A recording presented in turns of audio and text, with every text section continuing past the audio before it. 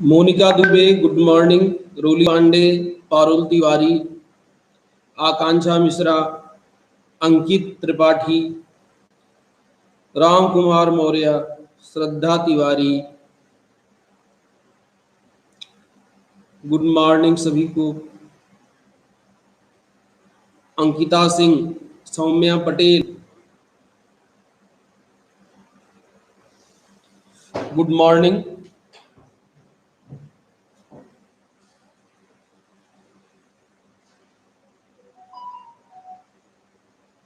आ जाइए भाई, जल्दी जल्दी सभी लोग।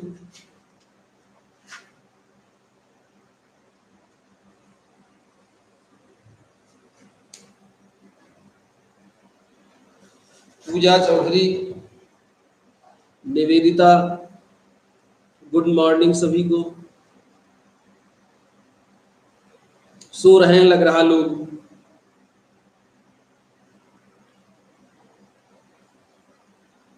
आज से आपका नया चैप्टर शुरू हो रहा है। चैप्टर का नाम है magnetic properties of transition metal complex. Chapter का नाम है आपके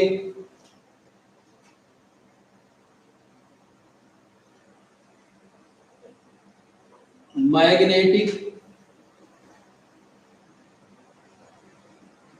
प्रॉपर्टीज ऑफ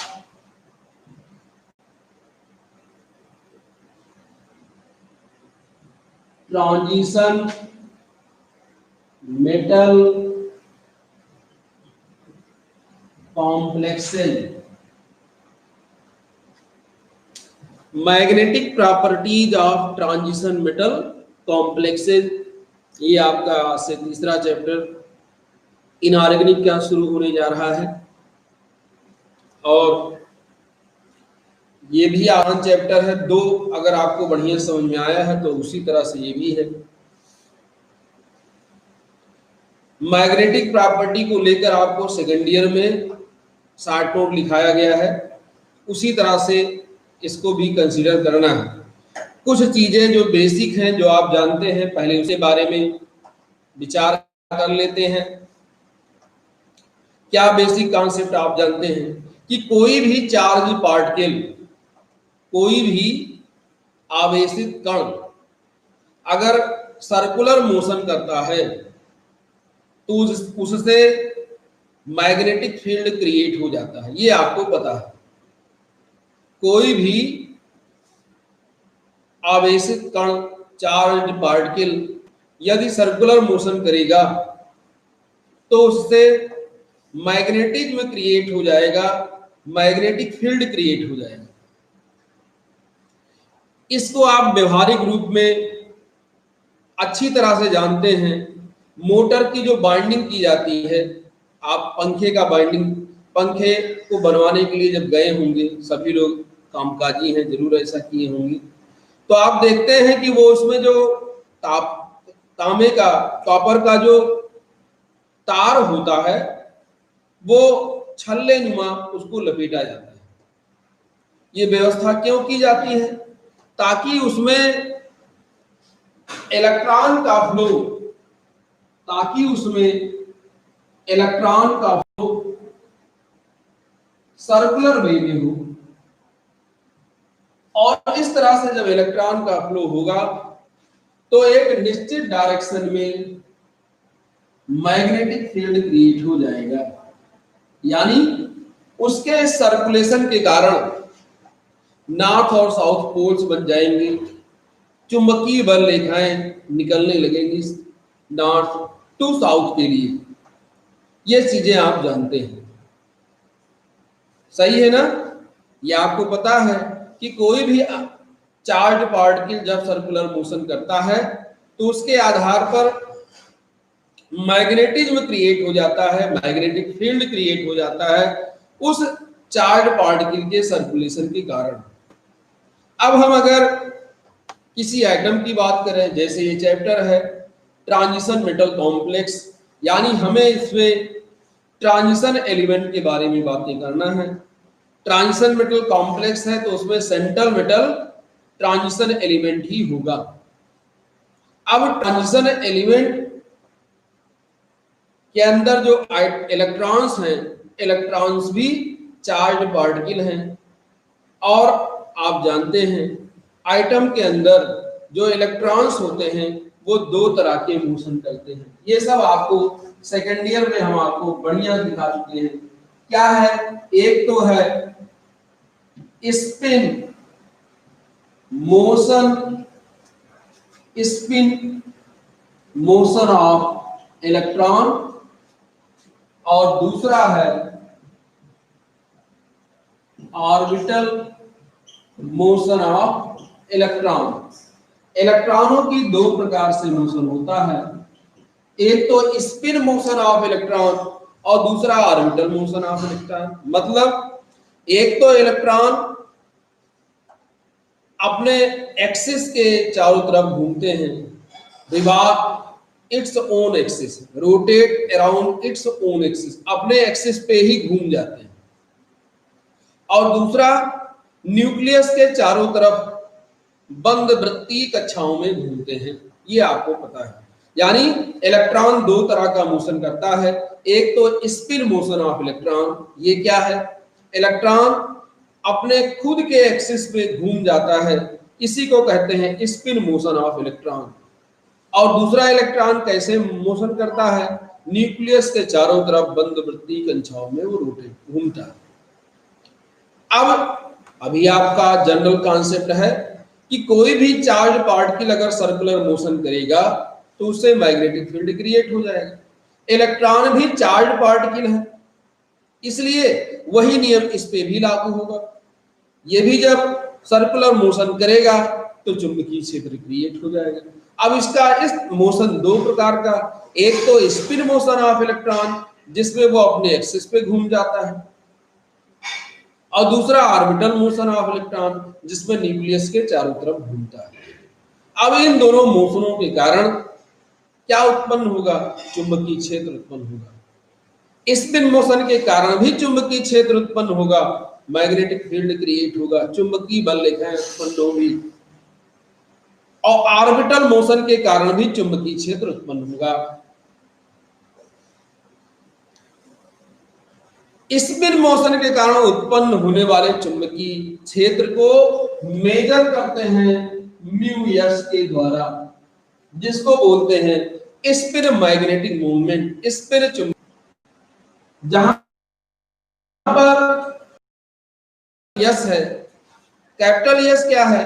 सारे स्पिन क्वांटम, और capital L equal to small l plus small l plus small l dash dash dash.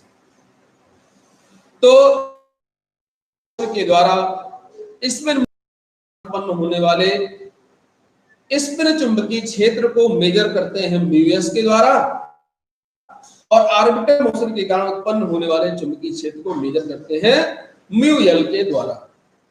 और उस आइटम का, उस स्पीसीज का जो टोटल मैग्नेटिज्म है, यानी म्यू इफेक्टिव, इसको इफेक्टिव मैग्नेटिक मूवमेंट बोलते हैं, या कह सकते हैं रिजल्टेंट मैग्नेटिक मूवमेंट, वो किसके बराबर होगा? म्यू एस और प्लस म्यू एल के बराबर होगा। जो रिजल्टेंट मैग्नेटिक मूवमेंट होगा वो म्यू एस और म्यू एल के बराबर। इतनी बातें समझ में आई,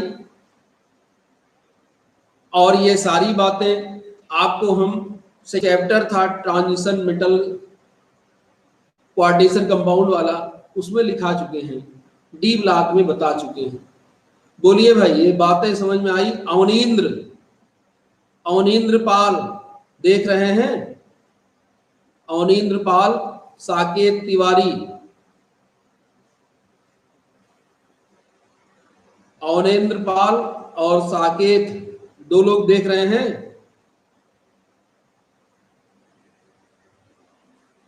बताइए भैया। Shivangi Singh good morning. Avanindra Pal, chapter को बढ़िया से दिमाग में बिठा लीजिए, सब थ्योरेटिकल है। हमने आपको बताया था कि इनऑर्गेनिक अगर बढ़िया से आपने समझ लिया तो ये हमेशा याद बना रहता है। ऑर्गेनिक में थोड़ा सा आपको मेहनत रहेगा, बाकी सब हमने पहले ही कहा था कि इसका थर्ड ईयर देख रहे हैं। और साकेत तिवारी भैया नहीं देखेंगे तो फिर कैसे समझ में आएगा।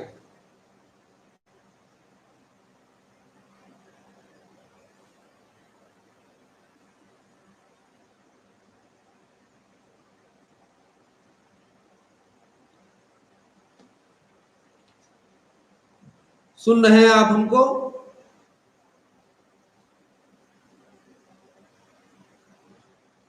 अनूप सोनी, अनूप सोनी,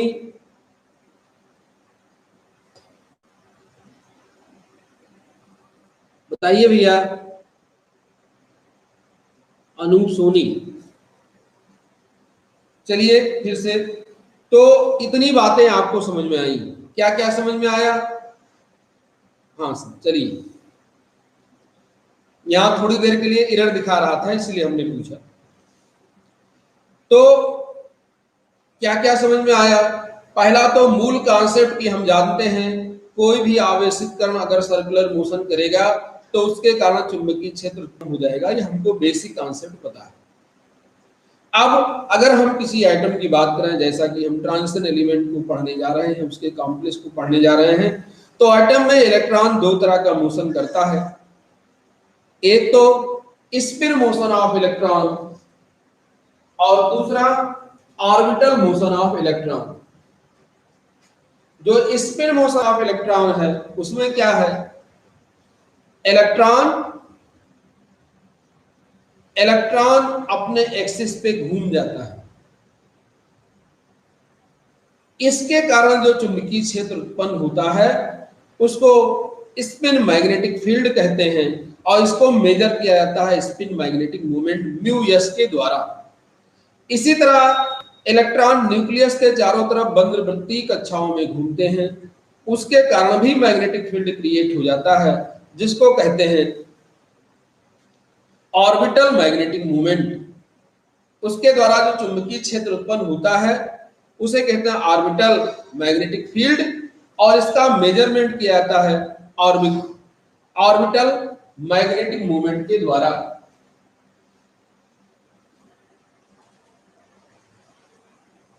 ठीक है भाई।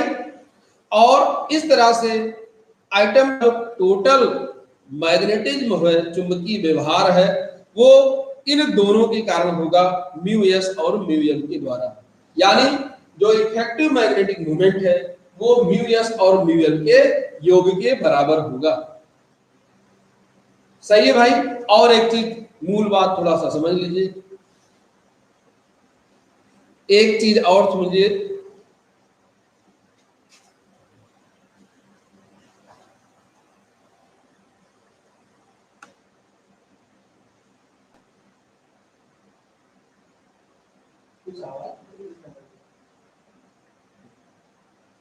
दूसरे तो सर फार्मूला है उसमें जीएस क्या होगा? यस आप जानते हैं, यस वही जो आप समझ रहे हैं स्पिन मैग्नेटिक मूवमेंट, और जी एक कांस्टेंट है जिसको बोलते हैं gyromagnetic ratio, G Y R O लिखा देंगे आगे sir, gyromagnetic ratio, G Y R O gyromagnetic ratio. तो ये हाँ एक चीज जो बताने जा रहे थे, स्पिन मोशन और ऑर्बिटल मोशन ये दोनों एक दूसरे के विपरीत होते हैं। इसका मतलब है इनके कारण जो मैग्नेटिक फील्ड क्रिएट होगा, यानी मैग्नेटिक मोमेंट, आप जानते हैं मैग्नेटिक मोमेंट सदिश राशि, तो इनके कारण जो मैग्नेटिक मोमेंट क्रिएट होगा उसका डायरेक्शन भी विपरीत होगा। अगर इलेक्ट्रॉन का मोशन अपोजिट डायरेक्शन में हो रहा है तो इसके कारण जो मैग्नेटिक मोमेंट चुंबकीय आघूर्ण क्रिएट होगा उसका डायरेक्शन भी विपरीत होगा। यानी ये जो प्लस कर रहे हैं, प्लस ये होगा म्यू एल, इस तरह से प्लस और ब्रैकेट में माइनस म्यू एल सब्ट्रैक्ट हो जाएगा। और एक बात स्पिन मोशन में इलेक्ट्रॉन को अपने एक्सिस पे घूम जाना है, और ऑर्बिटल मोशन में न्यूक्लियस के चारों तरफ जाना है। तो आप इसको आसानी से समझ सकते हैं। बाइक चलाया जाए और 40 के स्पीड में स्कूटर चलाया जाए तो किसका पहिया तेजी से नाचेगा? 40 के स्पीड में बाइक को चलाएं और उसी स्पीड में, हाँ प्रॉब्लम थोड़ा सा है, और उसी स्पीड में अगर हम स्कूटर चलाएं तो बाइक और स्कूटर में किसका पहिया तेजी से मूव करेगा? बताइए भैया। बाइक में और स्कूटर में अगर दोनों को 40 के स्पीड से चलाएं तो किसका पहिया तेजी से चलेगा? बताइए सर। अंकिता सिंह, निवेदिता, रिप्लाई दीजिए। पारुल, अरे उल्टा हो गया। कैसे बाइक का चलेगा भैया? अगर 40 के स्पीड से दोनों को चलाएं तो हम पूछ रहे हैं किसका पहिया तेजी से चलेगा? 40 के स्पीड से दोनों को चलाया जाए तो किसका पहिया तेजी से चलेगा? हाँ बेटा, बफरिंग करेगा। अब आप जान रहे हैं मौसम गड़बड़ है, यहां से कोई गड़बड़ी नहीं है, वो गड़बड़ी आप लोगों के यहाँ की है, क्योंकि मौसम गड़बड़ है इसलिए इसको थोड़ा सा आज आपको झेलना पड़ेगा। यहां से कोई समस्या नहीं है। यहां अब समस्या तभी हो सकता है जब बंदर तार काट दे, और यहाँ कोई समस्या होगी नहीं। अब जो भी समस्या है वो आपकी तरफ से थोड़ा है, मौसम आज बहुत गड़बड़ है पता ही है, तो थोड़ा उसी में आप देखिए। हाँ अब सही उत्तर आया स्कूटर का। भाई जब दोनों की स्पीड वही रखेंगे तो जिसका पहिया छोटा है उस दूरी को तय करने के लिए उसको तेजी से नाचना पड़ेगा, घूमना पड़ेगा। यहां भी ऐसे ही कुछ बात है। इलेक्ट्रॉन स्पिन मोशन में अपने एक्सिस पे रोटेट कर रहा है और ऑर्बिटल मोशन में न्यूक्लियस के चारों तरफ घूम रहा है। तो जाहिर है कि स्पिन मोशन में वो अपने एक्सिस पे ही घूम जा रहा है तो उसका मोशन तेजी से होगा। यहां ये इसलिए डिस्कस कर रहे हैं कि स्पिन मोशन ऑर्बिटल मोशन की तुलना में बहुत तेज होता है। अब जितने तेज मोशन होगा, मोशन के कारण मैग्नेटिक फील्ड क्रिएट होता है। इसका मतलब है कि स्पिन मोशन के कारण उत्पन्न होने वाले चुंबकीय क्षेत्र की वैल्यू बहुत ज्यादा होगी, और बताया गया कि ऑर्बिटल के तुलना में इसकी वैल्यू लगभग 100 गुना ज्यादा होती है। तो ये हुआ, यानी जो रिजल्टेंट मैग्नेटिक मोमेंट है, हाँ बहुत सही है, रेडियस कम होता है, सही है, और इसलिए दूरी उतना ही है, रेडियस कम है, तो इसलिए उसको तय करने के लिए ज्यादा तेज घूमना पड़ेगा। सही है अनूप सोनी, बात बिल्कुल सही है। तो सुनिए, तो इसका मतलब है कि स्पिन बहुत तेजी से होगा, उसकी तुलना में ऑर्बिटल मोशन बहुत स्लो होगा। अब जब स्पिन मोशन बहुत तेजी से होगा तो उसके कारण उत्पन्न होने वाले चुंबकीय क्षेत्र का मान भी बहुत ज्यादा होगा, तीव्र होगा। तो बस निष्कर्ष निकल आया, सारी बातें लगभग हो गई कि स्पिन मोशन की वैल्यू, स्पिन मैग्नेटिक मोमेंट की वैल्यू ऑर्बिटल मैग्नेटिक मोमेंट की तुलना में बहुत ज्यादा होता है। इस चीज को ध्यान रखिए। अब देखिए, आप पिछले क्लासेस से पढ़ते आए हैं, आपको मॉलिक्यूलर ऑर्बिटल थ्योरी बताए और भी चीजें बताए, तो उसमें आपको बताया गया कि अगर कहीं भी एक अनपेयर्ड, कई पेयर्ड इलेक्ट्रॉन हो और एक भी अनपेयर्ड हो तो कह देते हैं पैरामैग्नेटिक होगा। कई पेयर्ड इलेक्ट्रॉन हो और एक भी अनपेयर्ड हो तो कह देते हैं कि ये जो बिहेवियर है वो पैरामैग्नेटिक। क्यों कह देते हैं? इसी कारण कह देते हैं। किस कारण से? कि अगर एक भी अनपेयर्ड इलेक्ट्रॉन है तो अनपेयर्ड इलेक्ट्रॉन की स्थिति में, अगर पेयर्ड होते हैं तो इस तरह से होते हैं। पेयर्ड में क्या होगा? अगर एक क्लॉकवाइज घूमेगा, दूसरा एंटी क्लॉकवाइज घूमेगा। एक मैग्नेटिक फील्ड अगर क्रिएट करेगा, एक चुंबक बनाएगा जिसका डायरेक्शन नॉर्थ साउथ, दूसरा वाला इलेक्ट्रॉन जो चुंबक बनाएगा उसका डायरेक्शन ये नॉर्थ साउथ, यानी उसके विपरीत होगा। और जब पेड़ होते हैं तो ऐसी स्थिति में स्पिन मैग्नेटिक मोमेंट का मान एक दूसरे से कैंसिल हो जाता है।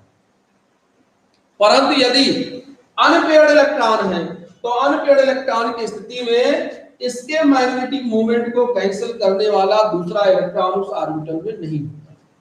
और दूसरी बात, यानी यहां पे आपको स्पिन मैग्नेटिक मोमेंट मिलेगा। क्या है, फिर से सुनिए, अगर इस स्पीसीज में सारे पेयर्ड इलेक्ट्रॉन हैं तो ऐसी स्थिति में स्पिन मैग्नेटिक मोमेंट की वैल्यू जीरो हो जाएगी। क्यों जीरो हो जाएगी? क्योंकि सभी ऑर्बिटलों के जो पेयर्ड इलेक्ट्रॉन है, एक क्लॉकवाइज घूमेगा, दूसरा एंटी क्लॉकवाइज घूमेगा, और जो मैग्नेटिक मोमेंट क्रिएट करेगा उसका दिशा विपरीत होगा। रिजल्टेंट वैल्यू मैग्नेटिक मोमेंट की स्पिन वाले की जीरो हो जाएगी। तब केवल आपको मोशन इसके ऑर्बिटल मोशन के कारण, तब आपको मैग्नेटिक केवल इसके ऑर्बिटल मोशन के कारण मिलेगा। यानी अगर इस स्पीसीज में आइटम में पेयर्ड इलेक्ट्रॉन है तो उसमें स्पिन मैग्नेटिक मोमेंट की वैल्यू जीरो हो जाती है। कब जीरो हो जाता है? जब सारे पेयर्ड इलेक्ट्रॉन हो। और ऐसी स्थिति में आपको जो मैग्नेटिज्म प्राप्त होता है वो केवल ऑर्बिटल मोशन के कारण प्राप्त होता है। परंतु यदि उसमें एक भी अनपेयर्ड इलेक्ट्रॉन है तो अनपेयर्ड इलेक्ट्रॉन होने की स्थिति में, चूंकि इसमें दूसरा कोई इलेक्ट्रॉन है नहीं इस ऑर्बिटल में, इसलिए इससे आपको स्पिन मैग्नेटिक मोमेंट प्राप्त होगा। अब आपको यहाँ पे म्यू एस की वैल्यू इस केस में जब अनपेयर्ड हो तो जीरो नहीं मिलेगा। अब आपको दोनों मिलेगा, अनपेयर्ड इलेक्ट्रॉन के कारण म्यू एस और पेयर्ड इलेक्ट्रॉन के कारण म्यू एल। अब आप जानते हैं कि म्यू एस की वैल्यू म्यू एल की तुलना में लगभग 100 गुना ज्यादा होता है। आप ये भी जानते हैं, भी बताया गया कि म्यू एस और म्यू एल ने दोनों अपोजिट होने के कारण घट जाएंगे। परंतु म्यू एल की वैल्यू चूंकि 100 गुना कम है, या कहें म्यू एस की वैल्यू 100 गुना ज्यादा है, इसलिए आपको जो रिजल्टेंट मैग्नेटिक मोमेंट प्राप्त होगा वो किसके कारण प्राप्त होगा? म्यू एस के कारण। ये घटा देगा उसकी वैल्यू, लेकिन बहुत कम है इसलिए नगण्य मान लिया गया। तो यानी अगर अनपेयर्ड इलेक्ट्रॉन है तो जो मैग्नेटिक मोमेंट है वो किसके कारण? म्यू एस के कारण। अगर पेयर्ड इलेक्ट्रॉन है तो आपको इफेक्टिव मैग्नेटिक मोमेंट किसके कारण? म्यू एल के कारण। इतनी बात समझ में आई? अगर किसी स्पीसीज में, किसी एटम में अनपेयर्ड इलेक्ट्रॉन है तो ऐसी स्थिति में आपको जो इफेक्टिव मैग्नेटिक मोमेंट प्राप्त होगा वो किसके कारण प्राप्त होगा? म्यू एस के कारण। और अगर सारे पेयर्ड इलेक्ट्रॉन हैं तो ऐसी स्थिति में इफेक्टिव मैग्नेटिक मोमेंट किसके कारण प्राप्त होगा? म्यू एल के कारण।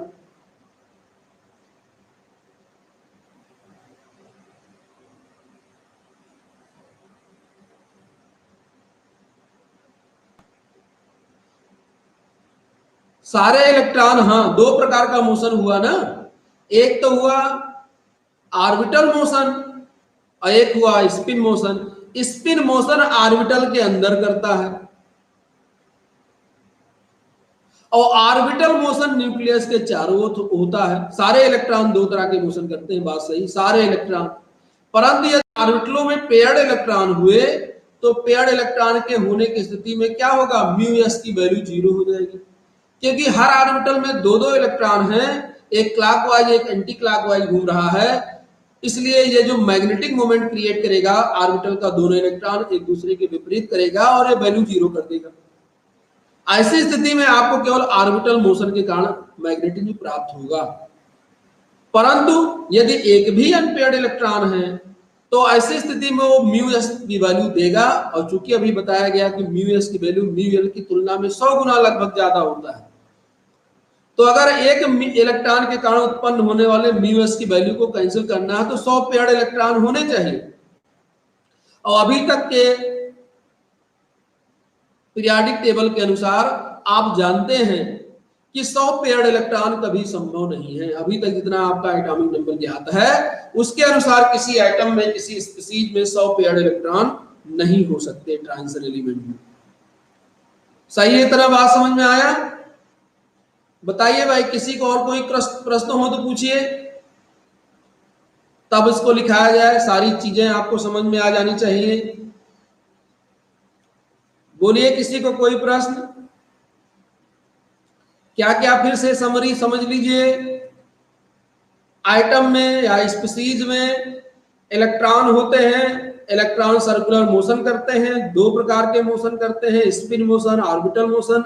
स्पिन मोशन में अपने एक्सिस पे ही घूम जाता है, ऑर्बिटल मोशन में न्यूक्लियस के चारों तरफ घूमता है।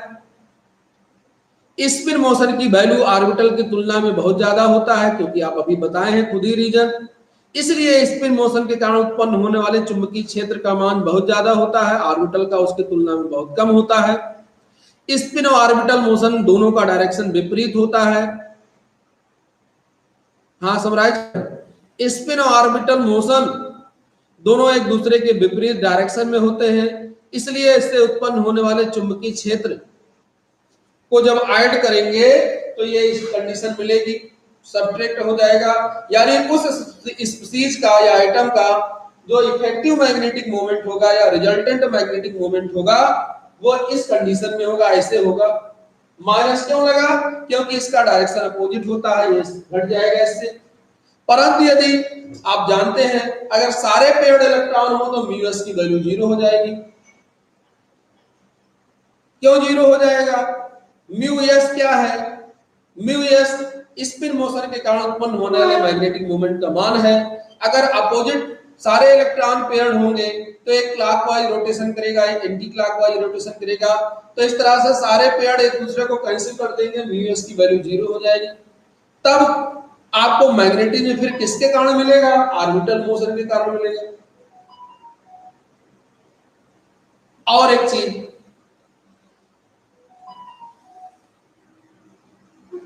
अगर अनपेयर्ड इलेक्ट्रॉन है तो उसके कारण जो आपको मैग्नेटिक फील्ड क्रिएट होता है, मैग्नेटिक फील्ड मिलता है, मैग्नेटिक मोमेंट प्राप्त होता है, उसका डायरेक्शन बाय चुंबकीय क्षेत्र की दिशा में होता है। ये सारी चीजें आप फिजिक्स में अच्छी तरह से पढ़े होंगे। सारी चीजें फिजिक्स में जो फिजिक्स के लोग हैं अच्छी तरह से पढ़ाया गया होगा। तो सुनिए, हाँ, अगर सब्सटेंस में मैग्नेटिज्म अनपेयर्ड इलेक्ट्रॉनों के कारण प्राप्त होता है तो जो अनपेयर्ड इलेक्ट्रॉनों की यानी स्पिन मैग्नेटिक मोमेंट, सीधे यहां आ जाए, स्पिन मैग्नेटिक मोमेंट का जो डायरेक्शन होता है एक्सटर्नल मैग्नेटिक फील्ड की दिशा में होगा। इसलिए दोनों एक दूसरे से इंटरेक्ट करते हैं तो आकर्षित हो जाते हैं। और ऑर्बिटल मैग्नेटिक मोमेंट का जो डायरेक्शन होता है वो एक्सटर्नल मैग्नेटिक फील्ड के विपरीत होता है, इसलिए जब एक दूसरे के पास आते हैं तो रिपेल हो जाते हैं। इसीलिए कहा गया है कि एक भी अनपेयर्ड इलेक्ट्रॉन हो तो पैरामैग्नेटिक और सारे पेयर्ड हो तो डायामैग्नेटिक। उसका कारण यही है, अगर अनपेयर्ड इलेक्ट्रॉन है तो स्पिन मैग्नेटिक मोमेंट क्रिएट करेगा, उसकी चुंबकीय बल रेखाएं बाह्य चुंबकीय क्षेत्र की बल रेखाओं की दिशा में होती हैं, इसलिए जब इंटरेक्शन होता है तो एक दिशा में अलाइंड हो जाती हैं, आकर्षित हो जाती हैं, तो कहते हैं कि सब्सटेंस पैरामैग्नेटिक है। और यदि डायरेक्शन, अगर सारे इलेक्ट्रॉन पेयर्ड हैं तो चुंबकीय सब्सटेंस के मैग्नेटिक फील्ड के लिए जिम्मेदार होगा म्यू एल। म्यू एल का डायरेक्शन एक्सटर्नल मैग्नेटिक फील्ड के दिशा के विपरीत होता है और वीक होता है। दो चीजें, ये स्ट्रांग होता है, ये वीक होता है, अभी बार बार आपको बताया। अब जब उसके करीब आएंगे तो दोनों इंटरेक्ट करेंगे तो सब्सटेंस रिपेल हो जाएगा और ऐसे सब्सटेंस को आप कहते हैं डायामैग्नेटिक सब्सटेंस। अब हमें लग रहा है बहुत बता दिया, आधा घंटा से केवल बता ही रहे हैं। अब तो किसी कोई प्रश्न नहीं होगा? बोलो भैया, लिखाएं थोड़ा सा, आधा घंटा आज यही चला। बोलिए बोलिए, लिखाएं। किसी को कुछ और पूछना है? अंकिता सिंह, सौम्या पटेल, मोनिका दीदी, कुछ लिखाना, कुछ पूछना है? Monika, thank you, thank you. चलिए हेडिंग डाल लीजिए, ओरिएंटेशन ऑफ मैग्नेटिज्म, ये चैप्टर का नाम है ये, और यहां हेडिंग डाल लीजिए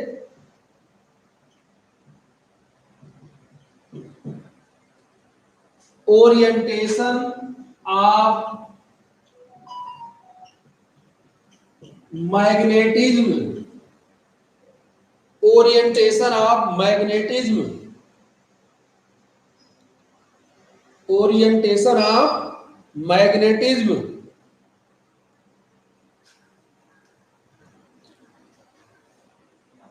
देखिए थोड़ा बड़ा वीडियो हो सकता है कटे, इतने खराब मौसम में इतना बढ़िया चल रहा तो समझ लीजिए अब आराम से चलेगा ये।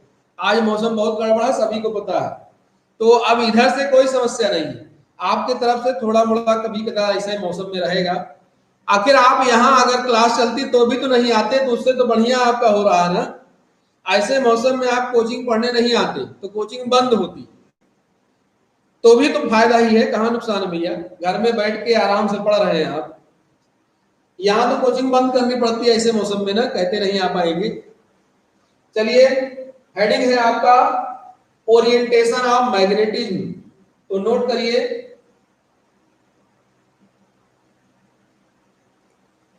If an electric current,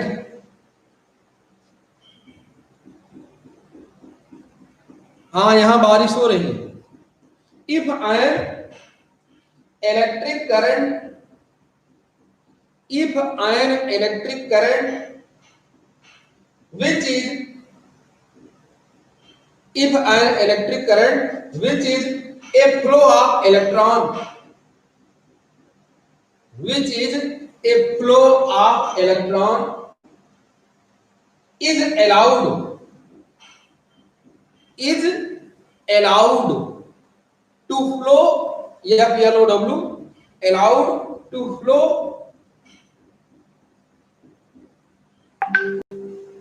allowed to flow through a wire, wired, through a wire wired a round core, coiled a round core, coiled a round core, comma, फिर से नोट, फिर से सुन लीजिए। If an electric current, if an electric current which is a flow of electron, FLOW, which is a flow of electron, flow of electron is allowed, is allowed to flow, is allowed to flow through a, allowed to flow through a wire, तार, through a wire wired a round core, wired a round core, CORE, comma, a field is produced, a field is produced, a field is produced which behave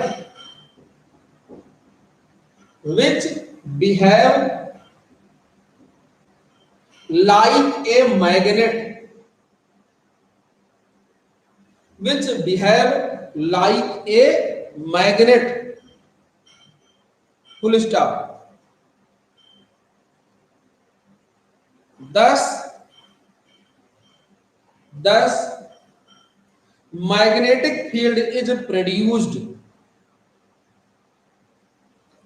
magnetic field is produced, full stop। क्या कहे, round core, तो क्या लिखे हैं, कि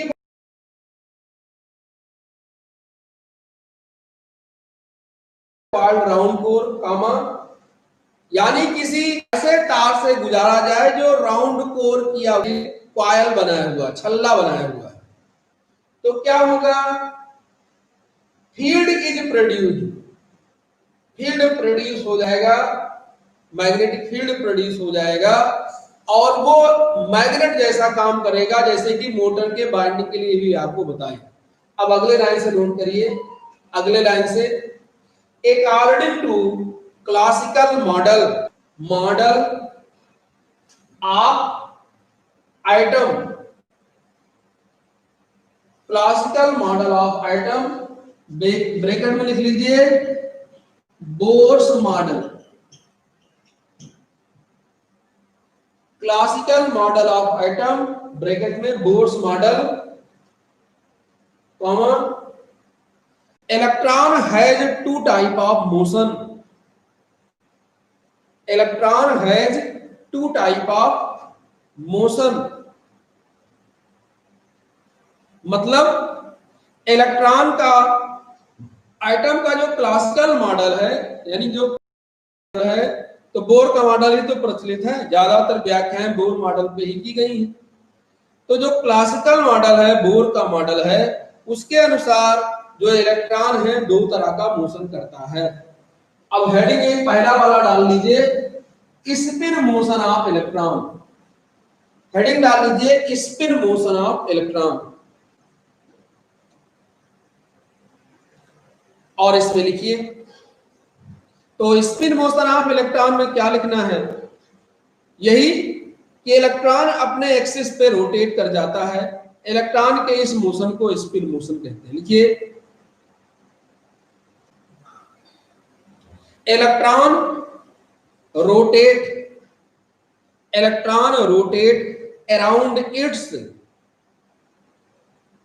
electron rotate around its own axis, OWN, own माने अपने, electron rotates around its own axis,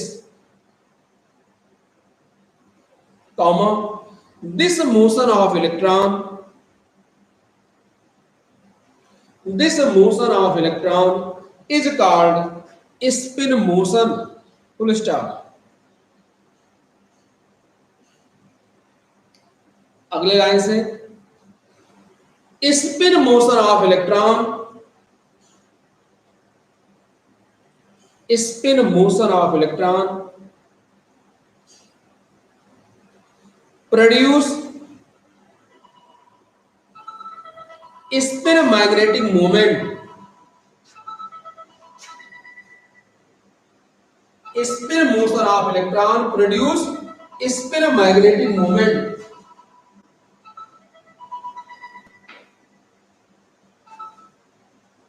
hello,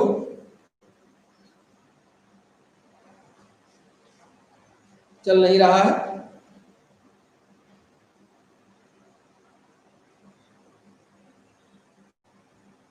अरे भैया तो क्लास में वैसे बता देते कमेंट में।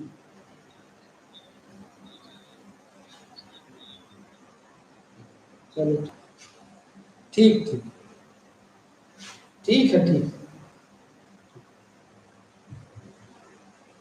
तो क्या लिखे, this motion of electron called spin motion. आगे लिखिए, क्या लिखे हैं, स्पिन मोशन में of electron produce magnetic field, spin motion of electron produce magnetic field which is measured, जो कि मापा जाता है, which is measured in term of, which is measured in term of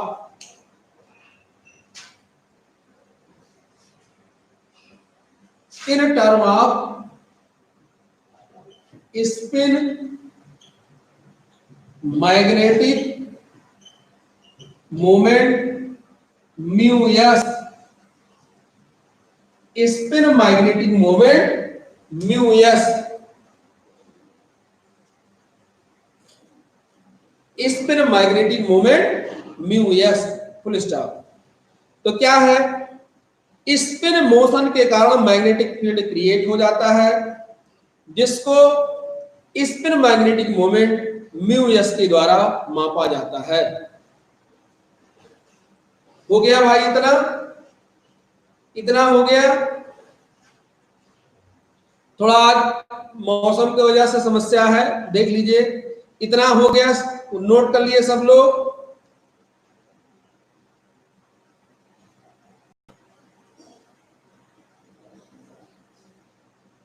note हो गया भाई, नोट हो गया? Yes sir. चलिए, तो अब अगली हेडिंग डालिए, दूसरा वाला, ऑर्बिटल मोशन ऑफ इलेक्ट्रॉन। अगली हेडिंग डालिए, orbital motion of electron. Orbital motion of electron.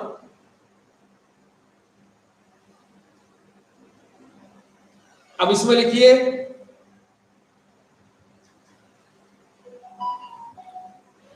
Electron revolve, electron revolve, REVOLVE, revolve माने आप जानते हैं घूमना। Electron revolve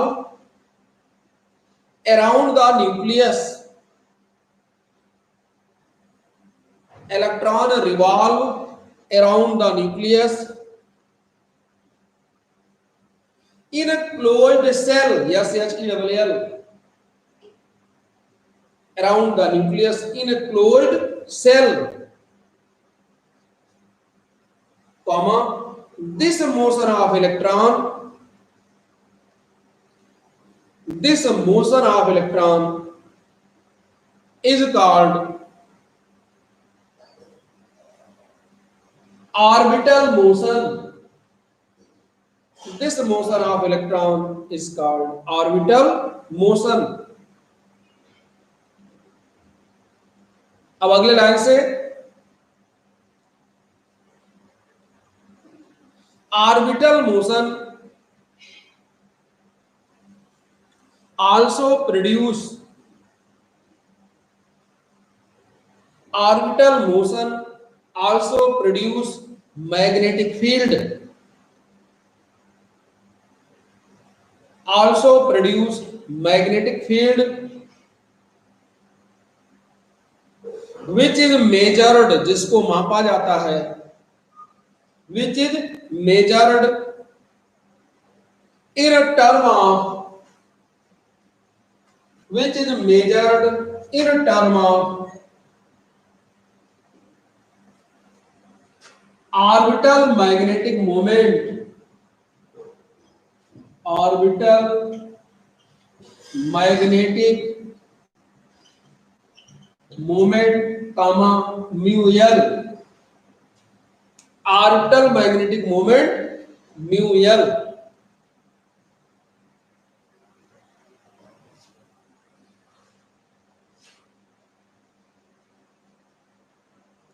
orbital magnetic moment mu L.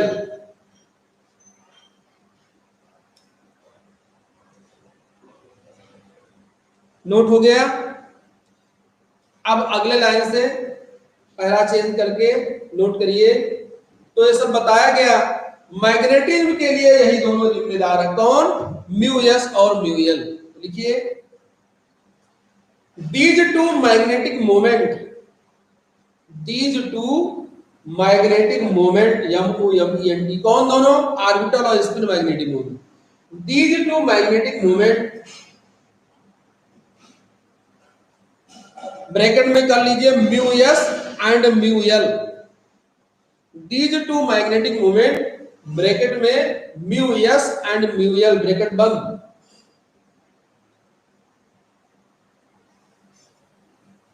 make an atom,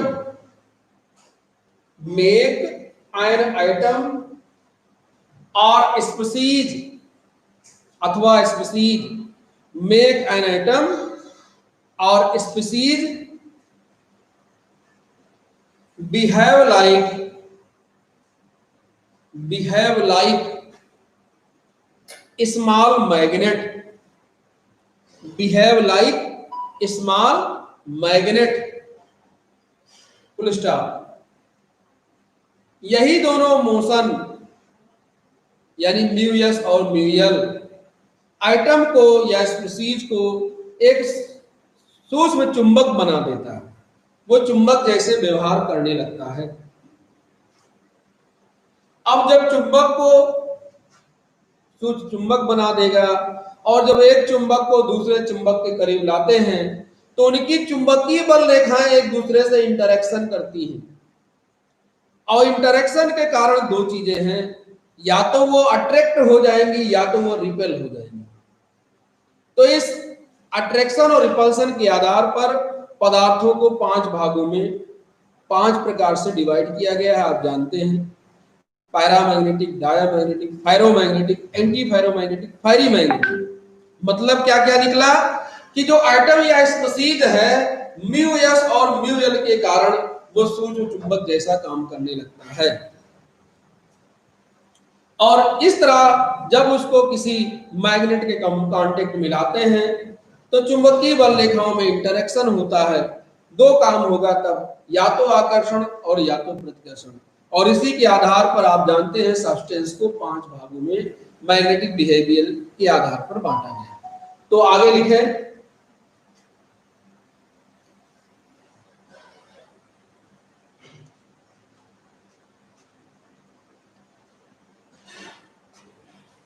लिखिए spin magnetic moment, spin magnetic moment and orbital magnetic moment. Spin magnetic moment and orbital magnetic moment is calculated by following relation, is calculated by following relation। तो समीकरण 1 और समीकरण 2 लिख लीजिए। क्या है, mu S बराबर G S small G S under root S plus 1, mu L बराबर G L under root L plus 1।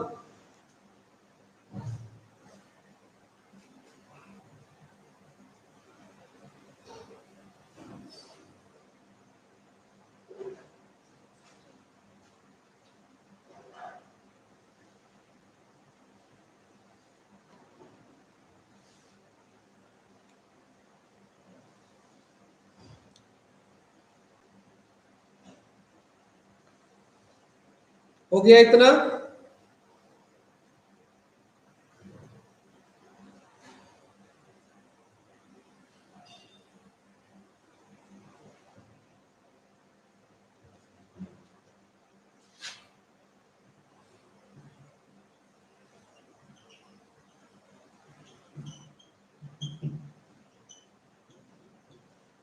जहां पे जी गायरोमैग्नेटिक रेशियो है यानी एक कांस्टेंट है, जहां पे जी गायरोमैग्नेटिक रेशियो है कांस्टेंट है, और यस और यल आपको पता है। अब अगले लाइन से लिखें, तो रिजल्टेंट मैग्नेटिक मोमेंट किसके बराबर होगा, स्पीशीज का, एटम का, दोनों के योग के बराबर होगा। लिखिए द रिजल्टेंट अथवा इफेक्टिव मैग्नेटिक मोमेंट, रिजल्टेंट और effective magnetic moment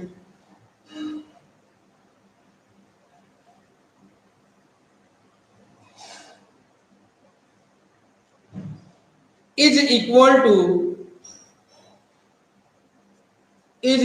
to sum of SUM, sum of mu s and mu l, mu s and mu l। अब ये तीसरा वाला नोट कर लीजिए, mu S and mu L, तीसरा वाला नोट कर लीजिए।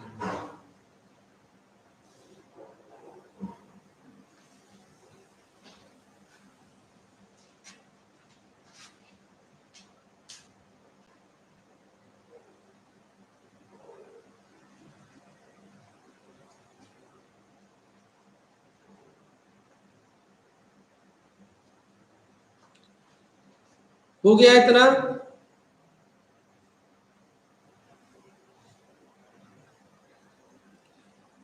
आगे लिखिए।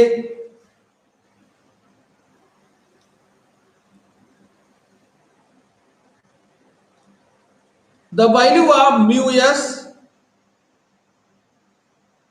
the value of mu s is much greater than mu l. Value of mu s is much greater than mu l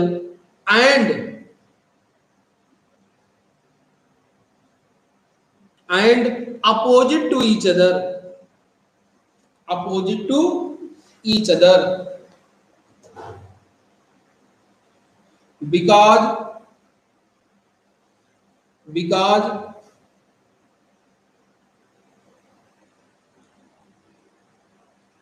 the direction of motion, the direction of motion, bracket में लिख लीजिए spin motion and orbital motion, because the direction of motion, bracket में spin motion and orbital motion, bracket बंद, is opposite to each other and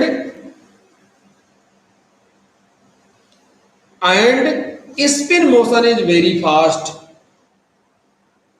full stop. Spin motion is very fast.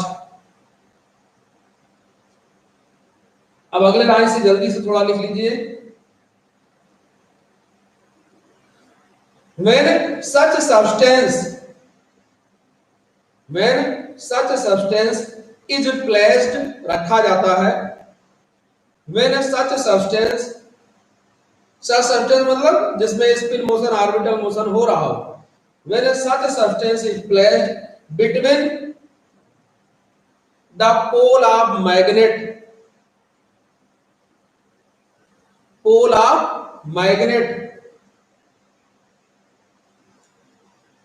Bracket में लिखिए external magnetic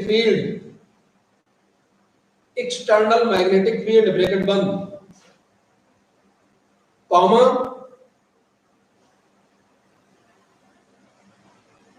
magnetic field produced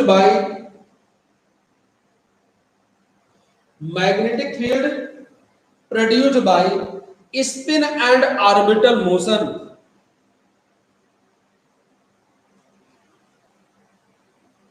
in a substance produced by spin and orbital motion, in a substance interact, टकराती है, interaction करती है, interact with external field,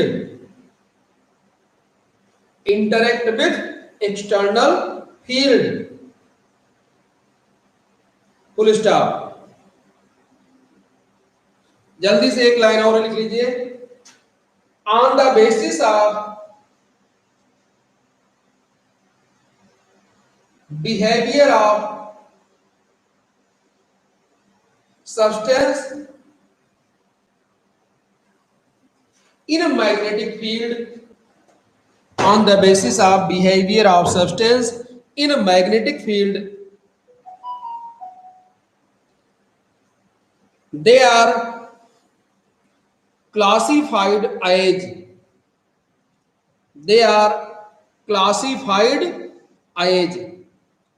अब जब ऐसे substance को बाह्य चुंबकीय क्षेत्र में रखेंगे तो उनकी चुंबकीय बल रेखाएं बाह्य चुंबकीय क्षेत्र की बल रेखाओं से इंटरेक्शन करेंगी। अब इंटरेक्शन में दो चीजें होगा, या आकर्षित होंगी या प्रतिकर्षित होंगी, और इस आकर्षण और प्रतिकर्षण के आधार पर जो सब्सटेंस है उसको 5 भागों में डिवाइड किया गया, 5 प्रकार से डिवाइड किया गया। आप जानते हैं, paramagnetic, diamagnetic, ferromagnetic, anti ferromagnetic और फेरीमैग्नेटिक। धन्यवाद, इसको पढ़ लीजिएगा, कोई समस्या होगी तो बताइएगा। और सेकेंड ईयर में भी आपको इसको बढ़िया से समझाए थे। चलिए, वीडियो छोड़ दे रहे हैं आज, लेकिन शेयरिंग नहीं होना चाहिए, आप लोगों के कारण ही ऐसा करना पड़ता है। ठीक है, थैंक यू।